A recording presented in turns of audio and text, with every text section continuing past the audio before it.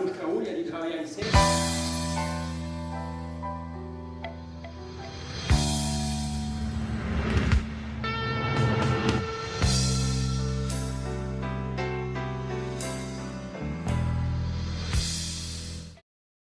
Ma col riconoscimento dell'insularità vengono a cadere quegli svantaggi strutturali che non sono colmabili se non con interventi mirati a carico delle due isole.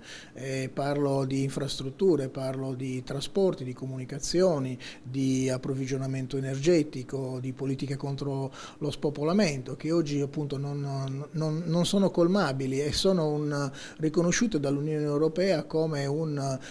deficit strutturale legato proprio all'insularità.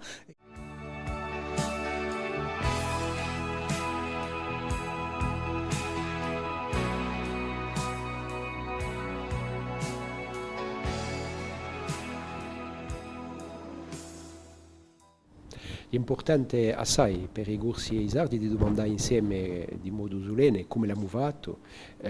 un statuto di insularità, in applicazione dell'articolo 174 del Trattato sul funzionamento dell'Unione Europea, posto che abbiamo un certo numero di problemi che si possono trattare senza avere questo statuto di insularità. E gli stati che oggi sono gli stati di tutela hanno a riconoscere la situazione che è la nostra e dunque la nostra possibilità di avere derogazione in differenti materie, perché così non si può mica pensare a un sviluppo armonioso delle nostre isole, dunque di qualcosa di importante che ci li ha di insieme. Chiediamo di poter interloquire direttamente con gli organismi europei come macroregione europea. Questo non significa non fare i passaggi necessari e dovuti con gli stati madre, ma significa avere un rapporto diretto e far riconoscere le proprie ragioni direttamente agli organi che devono prendere le decisioni.